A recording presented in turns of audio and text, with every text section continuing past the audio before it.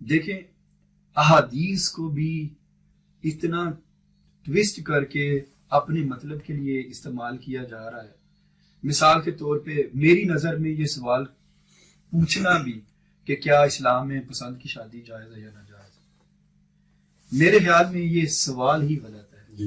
اس کی وجہ یہ کہ اسلام تو پرموٹر ہی پسند کی شادیوں کا ہے.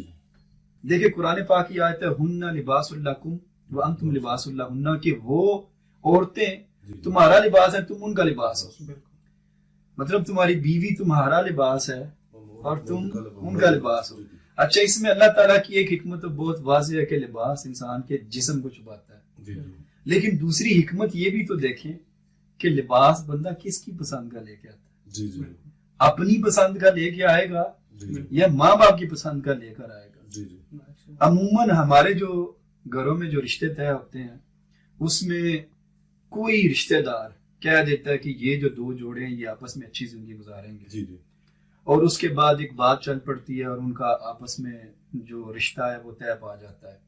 لیکن سوچنے والی بات یہ کہ جن دو لوگوں نے ساری زندگی اکٹھے گزارنی ہے، ان کا مائنڈ سیٹ میں جس میں ہم آلریڈی، آپ نے بھی بات کی، زید صاحب نے بھی بات کی، اتنا ڈفرینس ہے زمین آسمان کا. لڑکی، اچھا اس کے پلس پوائنٹ اس میں آگے یہ دیکھیں کہ نہ لڑکی تیار، لڑکی تو تیار ہی نہیں ہے. اگر وہ برطانیہ سے ہے، یورپ سے ہے، یو کے سے ہے، تو وہ تو اس شادی کے لیے ریڈی ہی نہیں ہے. ماں باپ پھر اس کو ایموشنل بلیک میل کریں، زبردستی اس کی کرتے ہیں. اچھا ایموشنل بلیک میل ہو کہ وہ شادی تو کر لے گی، لیکن یہ کیسے ممکن ہے کہ وہ زندگی میں کبھی خوش رہ پائے گی؟ زیادہ تر رشتے ہوتے ہی ایسے ہیں. وہی 6 مہینے سال بعد پھر بریک اپ پہ کام آتا ہے.